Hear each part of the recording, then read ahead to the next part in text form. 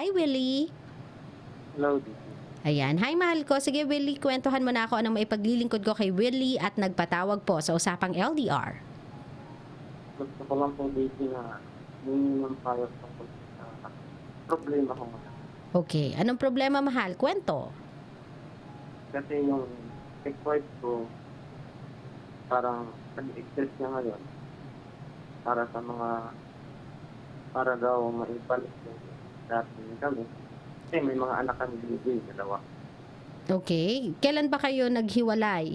Ay, gaano kayo tumagal? Ilan anak ninyo? Tapos kailan kayo naghiwalay? Tumagal po kami ng 10 years. 10 years. Dalawa yung anak namin. Kaso, naghiwalay kami kasi nagkaroon siya ng third party. Oh, kailan lang yun, Willie? Naghiwalay kami 2016. 16? Okay. Okay. Tapos? Tapos, nagkaroon siya ng kinasama. Tapos, ngayon, siya na magbalikan kami. Pero, Sinong nag-initiate? Siya o ikaw? Siya po. Pero hindi po kami kasal. Okay.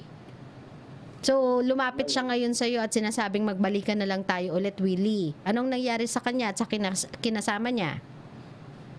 Ay, hindi ko po alam kasi di naman po ako nakapili sa totally na maghiwalay ka. Ano po, sorry? Hindi ka naman what?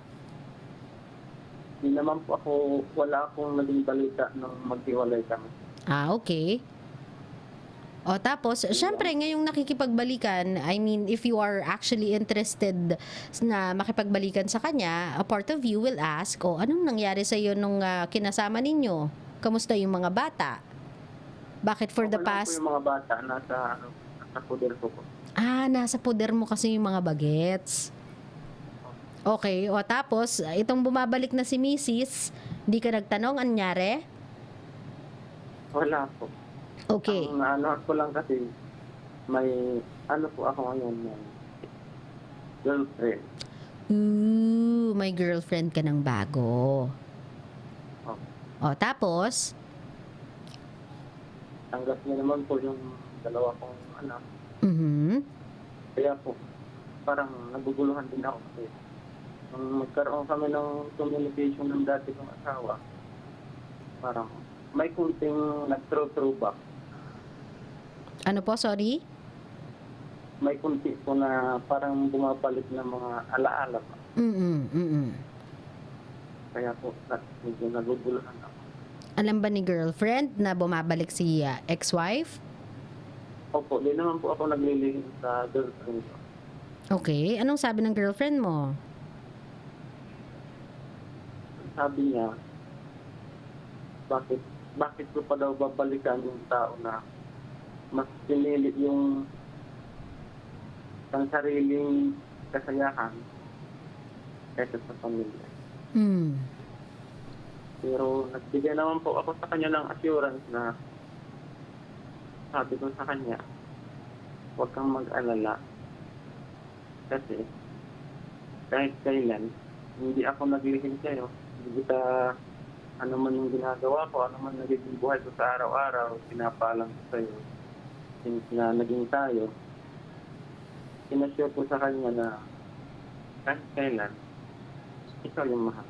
At wala na akong babalikan sa nakaraan. Yun naman pala, nakapag-assure ka naman pala, nakapagbitaw ka naman pala ng assurance doon sa girlfriend mo na kahit anong mangyari, kahit bumabalik ka si ex-wife, you will never leave her. Anong problema ngayon, mahal?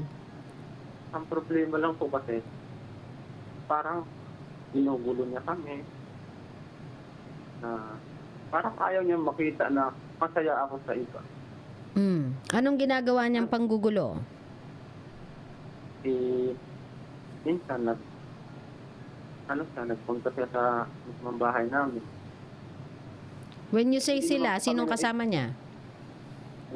Pinsan niya po. Okay, nung pumunta siya dyan, unannounced o sinabi sa yung pupunta ako? Wala po. So, unannounced. Nung dumating siya dyan, dahil syempre, kahit papano, may karapatan siya sa mga bata, Pinapasok mo ba? Pinapasok ko naman po, pero nandyan naman po yung girlfriend ko. Ang naging problema lang po kasi parang ang dami niyang sinabi, ganito. Anong Kaya yung sinabi niya? girlfriend ko, na hindi ko naman po totally na nadinig lahat ng sinabi niya kasi medyo malayo-layo po ako sa kanila. Sila naman po nag-uusap ng anak ko, ng girlfriend ko. Okay. Ano daw sinabi sa girlfriend mo?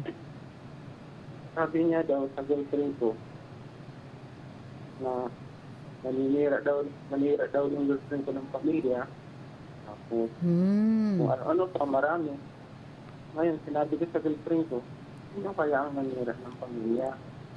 Na maayos naman kami nagsasama kahit pa paano nakakaraos naman kami. Ba't na nagkaganon dati? Okay.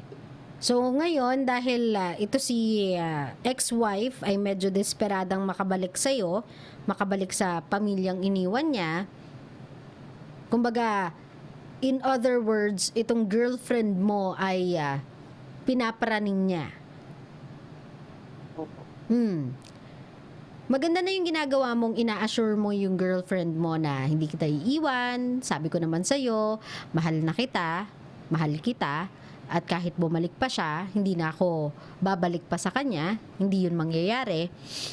Sabihan mo din yung ex-wife mo, Willie, na hindi ko gusto yung ginagawa mo. Hinayaan na nga kita despite the fact na umalis ka, inabandona mo yung mga anak mo, sa akin naiwan yung mga bata, nagpakasasa ka dun sa bago mong kinasama, hindi kita pinakialaman, hindi kita iniskandalo, hindi ko kayo ginulo. Itong ginagawa mo sa girlfriend ko, ito hindi ko mapapalagpas. Ngayon, kung gusto mong magkaroon tayo ng issue talaga, kung gusto mo talagang magharap tayo, diayayain kita sa barangay. Kwento natin yung nangyari as to why tayo nagkahiwalay at kung bakit nasa akin ang mga bagets, kung nasa akin yung mga bata. Kapag napatunayan ko doon sa barangay na tama ako, kapag napatunayan doon sa barangay na naging pabaya kang ina, mawawalan ka ng karapatan sa mga bagets. Kumbaga, ikaw na yung mismong magsabi sa kanya na yung gusto mong mangyari, hindi mangyayari. Kasi ayoko na.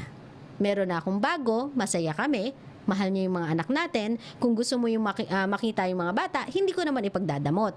Pero hindi ka pwedeng tumungtong sa bahay namin. Hindi ka pwedeng tumungtong sa bahay ko. Kung gusto mo makita yung mga bata, pwede kayong lumabas, pwede kayong umalis. Pwede kayong magkita dyan sa park, ganyan. Pero, wala kang karapatang kausapin yung girlfriend ko at wala kang karapatang tumungtong sa bahay ko nang may kasamang backup. Kumbaga, ikaw mismo ang maglilay or magbabagsak ng ground rules mo sa ex-wife mo. Hindi siya yung nasusunod na akala mo siya yung reyna ng bahay, papasok siya tapos sasabihin niya kung ano yung gusto niyang sabihin. After what she did, tinanggalan niya na ng karapatan yung sarili niyang makapagsalita ng ganyan. Naintindihan mo ko, mahal? Opo. Ikaw yung lalaki, mahal. This time around, protektahan mo kung ano yung, kumbaga, mga tao or sino yung mga taong nagmamahal sa'yo. Yung mga taong nandyan sa tabi mo noong mga panahong iniwan ka nung babaeng yan. Ipakita mo sa kanila na ako yung padre de pamilya. Hindi mo ko pwedeng panghimasukan ng ganyan. Hindi mo ko pwedeng pagsabihan ng ganyan. Hindi mo pwedeng kausapin yung girlfriend ko nang walang paalam sa akin, walang abiso sa akin, at nang wala ako sa tabi niya. As far as I am concerned, wala kang karapatang kausapin siya. Relationship namin ay relationship namin. Hanggat hindi niya sinasaktan yung mga bata, okay kami, goods kami. Yung mga bata, tanggap din siya. Yung mga bata, masaya din sa kanya. So kung papasok ka sa buhay namin, pagkatapos mo magpakasasa sa kinasama mo, tapos aasta ka, nakala mo ikaw pa rin ang asawa ko, dyan na ako hindi papayag. Inuputan mo na nga ako sa ulo, tas ngayon mamandohan mo ko? Parang hindi naman yata tama yun, Willie, di ba? Opo. So medyo tayo, kumbaga mag-man up ka, Willie. Ikaw yung padre de pamilya, wag mo namang hayaang bastusin ka ng ex-wife mo ng ganyan. Wag mo namang hayaan na parang maramdaman ng girlfriend mo na parang wala ka pa ring laban hanggang ngayon sa ex-wife mo. Opo. Naintindihan mo ko? Opo. Sa ginagawa ng ex-wife mo, mas pinaninindigan niya lang yung katotohanan na maganda nang naghiwalay kayo. Yung sinasabi niyang naninira ng pamilya, dun sa ex-girlfriend mo, sa current girlfriend mo ay hindi maganda. Kung ang ginawa niya lang sana ay nagpakumbaba, nagtatanong sa'yo kung pwede kayong magkabalikan, kung may pag-asa pa ba, baka maintindihan ko pa eh. Baka makita ko pa yung point na para mabuo yung pamilya ninyo. Pero kung ganyan siya na nga yung nagkasala, siya na nga yung nagkamali, kung babalik pa siya, akala mo siya patong nagawan mo ng mali, kung makaasta akala mo kung sino ang yabang-yabang, mas pinatutunayan niya lang na mas maganda pa, mas mainam pa na nagkahiwalay kayong dalawa. Naintindihan mo ko, love? Opo. So, wag mo na hayaan, nasaktan niya yung girlfriend mo. Yung girlfriend mo ngayon kasi, she is scared. That's something you should know, Willie. Sobra po yung pagmamahal niya sa akin, saka yung tulong niya sa akin, sobra po. Saka takot siya, Willie. Wala siyang laban eh. May anak kayong dalawa eh, ng ex-wife mo. Wala siyang laban doon. Kumbaga, unless magkakaroon kayo ng anak today, doon lang siya magkakaroon ng habol sa'yo. Wala siyang laban eh. So ngayon, you have to make her feel secure. Not just by telling her na mahal kita, di kita iiwan, not just by doing that, but by protecting her against your ex-wife. Kasi your ex-wife is directly attacking her. Directly na sinasabihan siya ng masasakit na salita. And you have to man up. You have to step up. Dapat mong sabihin yung ex-wife mo na wag mong sinasabihan ng ganyan ang girlfriend ko. Naintindihan mo ko, Willie? Opo. Ngayon, kung meron kang gustong sabihin dito sa ex-girlfriend mo muna, sa ex-wife mo pala, rather. Ano gusto mong sabihin sa kanya? Kung sino pang nagkamali, siya patong matapang. Gusto ko lang sabihin sa ex-wife ko, Bibi, sana ako nakikiusap lang sana kung magkakaroon man ng panahon na kita-kita tayo ulit, sana maging ano ka lang, kasi hindi naman ako totally yung tumira sa pagsasama natin.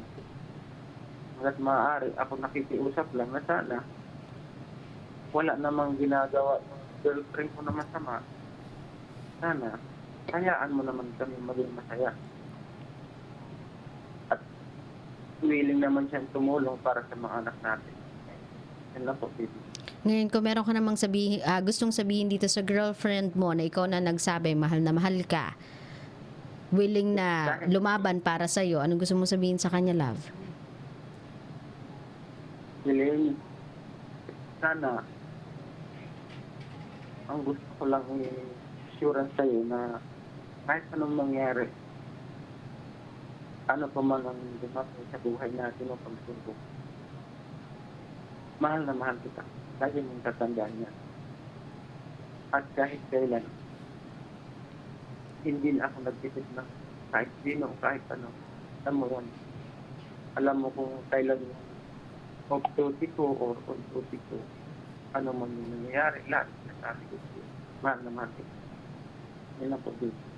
Willie ha, this time around, you have a chance na kahit papano, hindi man to yung original mong pamilya, meron kang mabuong pamilya para sa mga anak mo. And you have a wonderful girl trying to fight beside you sa lahat ng mga pagsubok ng buhay mo. Do not let her go and protect her at all cost.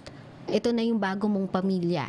This time around, you need to fight for it. Kung dati, yung ex-wife mo, nagkaroon ng someone ng ganun-ganun lang at hindi ka na lumaban, this time around, kailangan different na. You fight for the family you are trying to protect. Naiintindihan mo ko, mahal? Okay. Maraming salamat sa pagtawag sa akin, Willie ha. Ingat ka lagi, mahal ko.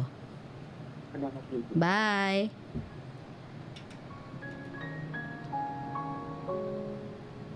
Kabisyo, naiintindihan ko po na merong iba sa inyo na gustong buuhin yung pamilya ninyo na after quite some time na nakagawa kayo ng kasalanan, gusto nyong bumalik, give it another shot, give it another try. Pero sana naman po, no, kapag nakita ninyo yung partner ninyo now having a family of their own, nakahanap ng partner nila na kahit papaano sumalo sa kanila no mga moment na iniwan nyo sila, parang awa nyo na. Siguro sa ngalan na lang din ng mga bata na tinatry alagaan at itaguyod ng partner mong yon nung mga panahong iniwan mo sila.